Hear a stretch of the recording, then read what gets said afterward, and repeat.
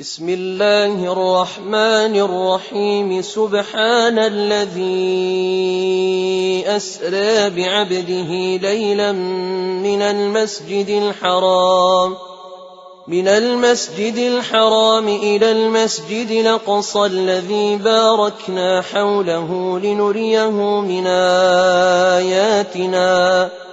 إنه هو السميع البصير.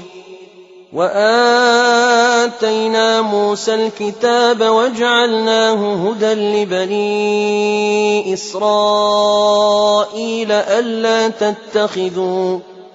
ألا تتخذوا من دوني وكيلا ذرية من حملنا مع نوح إنه كان عبدا شكورا. وقضينا إلى بني إسرائيل في الكتاب لتفسدن في الأرض مرتين ولتعلن علوا كبيرا. فإذا جاء وعد أولاهما بعثنا عليكم عبادا لنا أولي بأس شديد فجاسوا خلال الديار وكان وعدا مفعولا. ثم رددنا لكم الكرة عليهم وأمددناكم بأموال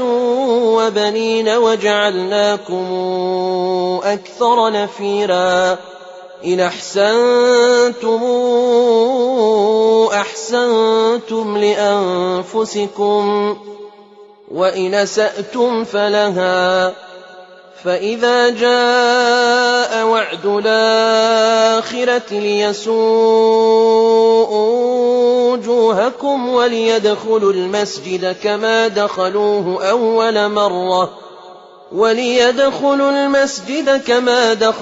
أول مرة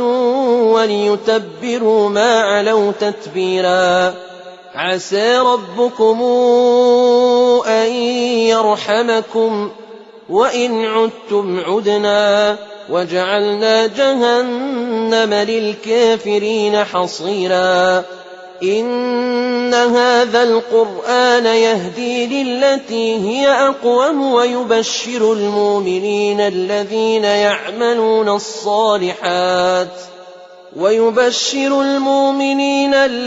يعملون الصالحات أن لهم أجرا كبيرا وأن الذين لا يؤمنون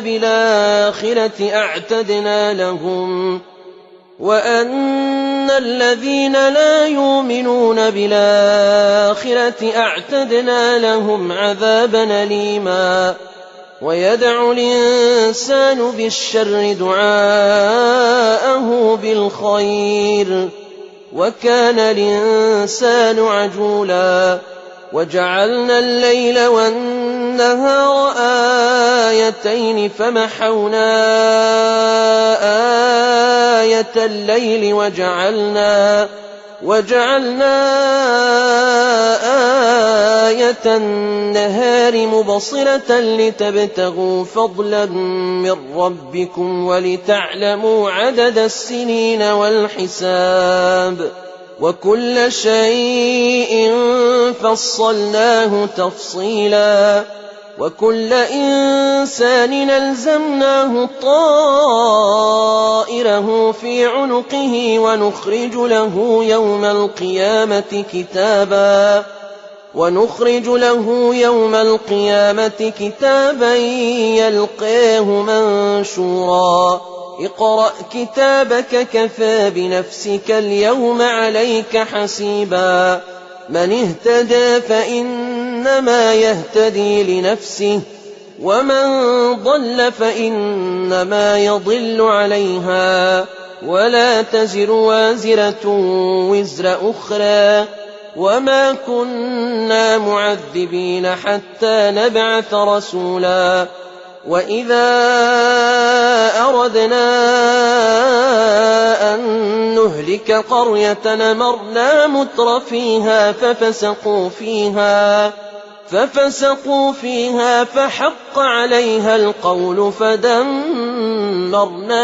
تدميرا وكما أهلكنا من القرون من بعد نوح وكفى بربك بذنوب عباده خبيرا بصيرا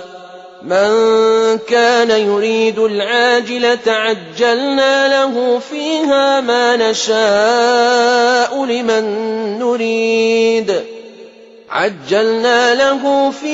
ما نشاء لمن نريد ثم جعلنا له جهنم يصلاها مذموما مدحورا ومن أراد الآخرة وسعى لها سعيها وهو مؤمن فأولئك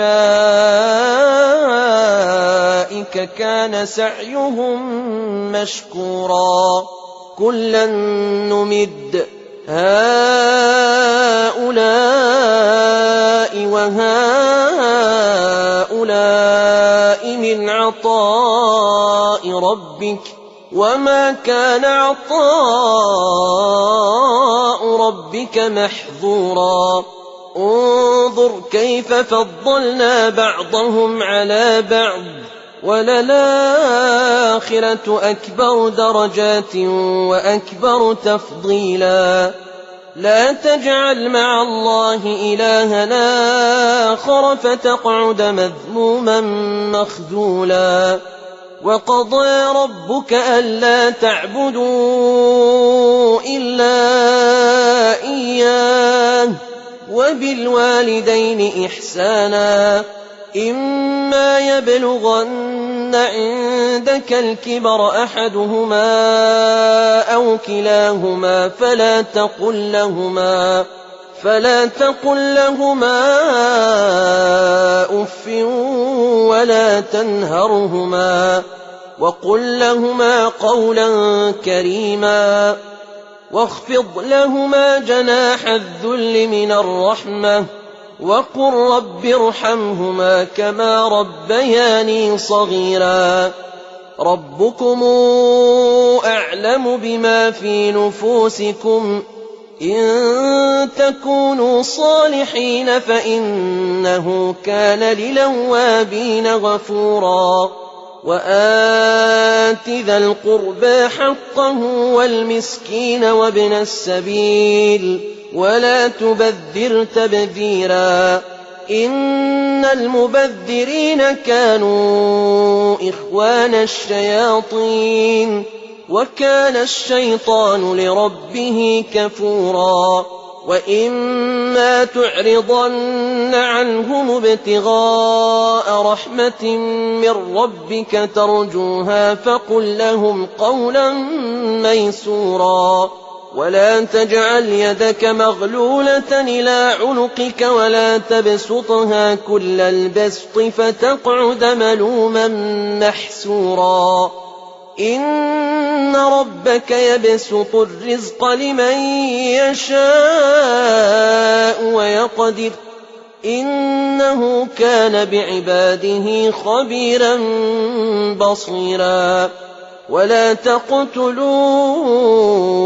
أولادكم خشية إملاق نحن نرزقهم وإياكم إن قتلهم كان خطأ كبيرا ولا تقربوا الزنا إنه كان فاحشة وساء سبيلا ولا تقتلوا النفس التي حرم الله إلا بالحق ومن قتل مظلوما فقد جعلنا لوليه سلطانا فلا يسرف في القتل إنه كان منصورا ولا تقربوا مال اليتيم إلا بالتي هي أحسن حتى يبلغ أشده وأوفوا بالعهد إن العهد كان مسؤولا وأوفوا الكيل إذا كلتم وزنوا بالقسطاس المستقيم ذلك خير وأحسن تاويلا ولا تقف ما ليس لك به علم إن السمع والبصر والفؤاد كل أولئك كان عنه مسؤولا ولا تمش في الأرض مرحا إنك لن تخرق الأرض ولن تبلغ الجبال طولا كل ذلك كان سيئة عند ربك مكروها ذلك مما أوحى إليك ربك من الحكمة ولا تجعل مع الله إلهنا آخر فتلقى في جهنم ملوما مدحورا أفأصفاكم ربكم بالبنين واتخذ من الملائكة إناثا إنكم لتقولون قولا عظيما ولقد صرفنا في هذا القرآن ليذكروا وما يزيدهم إلا نفورا قل لو كان معه آلهة كما تقولون إذا لابتغوا إلى ذي العرش سبيلا سبحانه وتعالى عما يقولون علوا كبيرا يسبح له السماوات السبع والأرض ومن فيهن وإن من شيء إلا يسبح بحمده ولكن لا تفقهون تسبيحهم إنه كان حليما غفورا وإذا قرأت القرآن جعلنا بينك وبين الذين لا يؤمنون بالآخرة حجابا مستورا وجعلنا على قلوبهم أكنة أن يفقهوه وفي آذانهم وقرا وإذا ذكرت ربك في القرآن وحده ولوا على أدبارهم نفورا نحن أعلم بما يستمعون به إذ يستمعون إليك وإذ هم نجوى إذ يقول الظالمون إن تتبعون إلا رجلا مسحورا انظر كيف ضربوا لك الأمثال فضلوا فلا يستطيعون سبيلا وقالوا أئذا كنا عظاما ورفاتا إنا لمبعوثون خلقا جديدا قل كونوا حجارة أو حديدا أو خلقا مما يكبر في صدوركم فسيقولون من يعيدنا قل الذي فطركم أول مرة فسينغضون إليك رؤوسهم ويقولون متاه قل عسى أن يكون قريبا يوم يدعوكم فتستجيبون بحمده وتظنون إن لبثتم إلا قليلا وقل لعبادي يقولوا التي هي أحسن إن الشيطان ينزغ بينهم إن الشيطان كان للإنسان عدوا مبينا ربكم أعلم بكم إن يشأ يرحمكم أو إن يشأ يعذبكم وما أرسلناك عليهم وكيلا وربك أعلم بمن في السماوات والأرض ولقد فضلنا بعض النبيين بعضنا على بعض وآتينا داود زبورا قل ادعوا الذين زعمتم من دونه فلا يملكون كشف الضر عنكم ولا تحويلا أولئك الذين يدعون يبتغون إلى ربهم الوسيلة أيهم أقرب ويرجون رحمته ويخافون عذابه إن عذاب ربك كان محذورا وإن من قرية إلا نحن مهلكوها قبل يوم القيامة أو معذبوها عذابا شديدا كان ذلك في الكتاب مسطورا وما منعنا أن نرسل بالآيات إلا أن كذب بها الأولون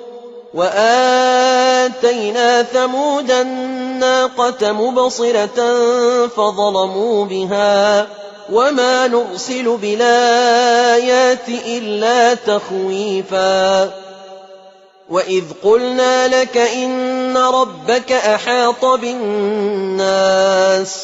وما جعلنا الرؤيا التي أريناك إلا فتنة للناس والشجرة الملعونة في القرآن ونخوفهم فما يزيدهم إلا طغيانا كبيرا وإذ قلنا للملائكة اسجدوا لآدم فسجدوا إلا إبليس قال أسجد لمن خلقت طينا قال أرايتك هذا الذي كرمت علي لئن أخرتني إلى يوم القيامة لأحتنكن ذريته إلا قليلا قال اذهب فمن تبعك منهم فإن جهنم جزاؤكم جزاء موفورا واستفزز من استطعت منهم بصوتك وأجلب عليهم بخيلك ورجلك وشاركهم في الأموال والأولاد وعدهم وما يعدهم الشيطان إلا غرورا إن عبادي ليس لك عليهم سلطان وكفى بربك وكيلا ربكم الذي يزجي لكم الفلك في البحر لتبتغوا من فضله إنه كان بكم رحيما وإذا مسكم الضر في البحر ضل من تدعون إلا إياه فلما نجاكم إلى البر أعرضتم وكان الإنسان كفورا أفأمنتم أن يخسف بكم جانب البر أو يرسل عليكم حاصبا ثم لا تجدوا لكم وكيلا أم أمنتم أن يعيدكم فيه تارة أخرى فيرسل عليكم قاصفا من الريح فيغرقكم بما كفرتم ثم لا تجدوا لكم علينا به تبيعا ولقد كرمنا بني آدم وحملناهم في البر والبحر ورزقناهم من الطيبات وفضلناهم على كثير ممن خلقنا تفضيلا يوم ندعو كل أناس بإمامهم فمن أوتي كتابه بيمينه فأولئك يقرؤون كتابهم ولا يظلمون فتيلا ومن كان في هذه أعمى فهو في الآخرة أعمى وأضل سبيلا وإن كادوا ليفتنونك عن الذي أوحينا إليك لتفتري علينا غيره وإذا لاتخذوك خليلا ولولا أن ثبتناك لقد كدت تركن إليهم شيئا قليلا إذا لأذقناك ضعف الحياة وضعف الممات ثم لا تجد لك علينا نصيرا وإن كادوا ليستفزونك من الأرض ليخرجوك منها وإذا لا يلبثون خلفك إلا قليلا سنة من قد أرسلنا قبلك من رسلنا ولا تجد لسنتنا تحويلا أقم الصلاة لدلوك الشمس إلى غسق الليل وقرآن الفجر إن قرآن الفجر كان مشهودا ومن الليل فتهجد به نافلة لك عسى أن يبعثك ربك مقاما محمودا وقل رب أدخلني مدخل صدق وأخرجني مخرج صدق واجعل لي من لدنك سلطانا نصيرا وقل جاء الحق وزهق الباطل إن الباطل كان زهوقا وننزل من القرآن ما هو شفاء ورحمة للمؤمنين ولا يزيد الظالمين إلا خسارا وإذا أنعمنا على الإنسان أعرض ونأى بجانبه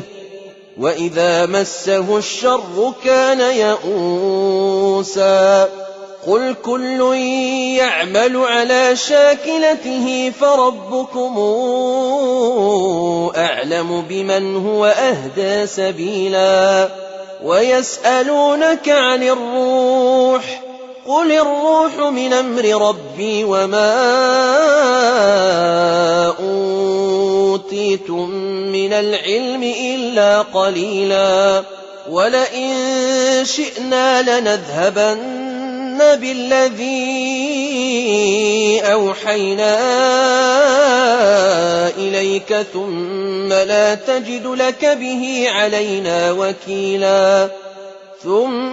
لا تجد لك به علينا وكيلا إلا رحمة من ربك إن فضله كان عليك كبيرا قل لئن اجتمعت الإنس والجن على أن ياتوا بمثل هذا القرآن لا ياتون بمثله ولو كان بعضهم لبعض ظهيرا ولقد صرفنا للناس في هذا القرآن من كل مثل فأبى أكثر الناس إلا كفورا وقالوا لن نؤمن لك حتى تفجر لنا من الأرض ينبوعا أو تكون لك جنة من نخيل وعنب فتفجر الأنهار خلالها تفجيرا أو تسقط السماء كما زعمت علينا كسفا أو تسقط السماء كما زعمت علينا كسفا أو تاتي بالله والملائكة قبيلا أو يكون لك بيت من زخرف أو ترقى في السماء ولن نؤمن لرقيك حتى تنزل علينا كتابا نقرأه قل سبحان ربي هل كنت إلا بشرا رسولا وما منع الناس أن يؤمنوا إذ جاءهم الهدى إلا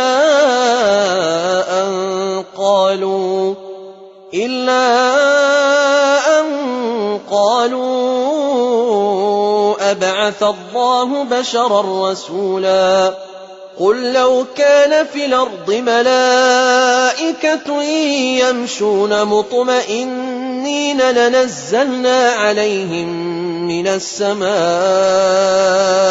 ملكا رسولا قل كفى بالله شهيدا بيني وبينكم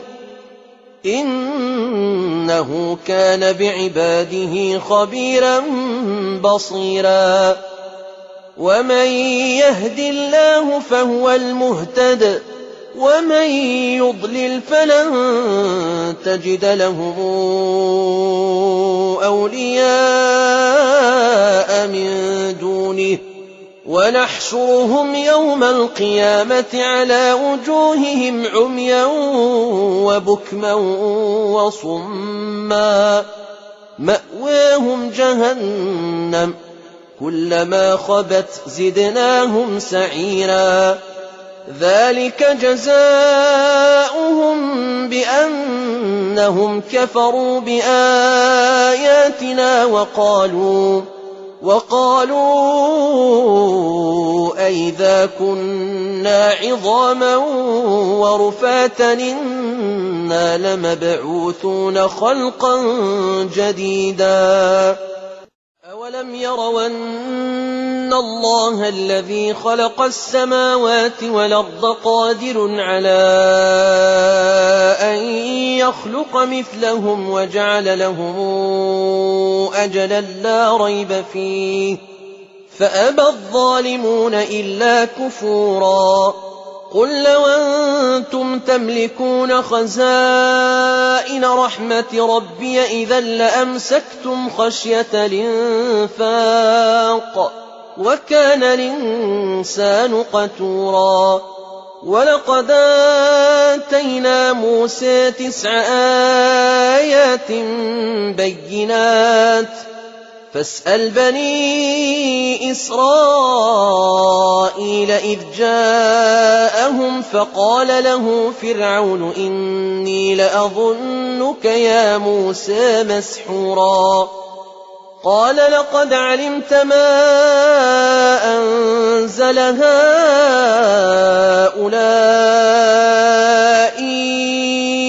إلا رب السماوات والأرض بصائر وإني لأظنك يا فرعون مثبورا فأراد أن يستفزهم من الأرض فأغرقناه ومن معه جميعا وقلنا من بعده لبني إسرائيل اسكنوا الأرض فإذا جاء وعد الآخرة جئنا بكم لفيفا وبالحق أنزلناه وبالحق نزل وما أرسلناك إلا مبشرا ونذيرا وقرآنا فرقناه لتقرأه على الناس على مكث ونزلناه تنزيلا قل آمنوا به أو لا تؤمنوا إن الذين أوتوا العلم من قبله إذا يتلى عليهم يخرون للأذقان سجدا يخرون للأذقان سجدا ويقولون سبحان ربنا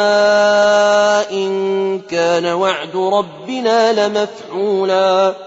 ويخرون للأذقان يبكون ويزيدهم خشوعا قل ادعوا الله أو ادعوا الرحمن أيما تدعوا فله الأسماء الحسنى ولا تجهر بصلاتك ولا تخافت بها وابتغ بين ذلك سبيلا وقل الحمد لله الذي لم يتخذ ولدا ولم يكن له شريك في الملك ولم يكن له ولي من الذل وكبره تكبيرا.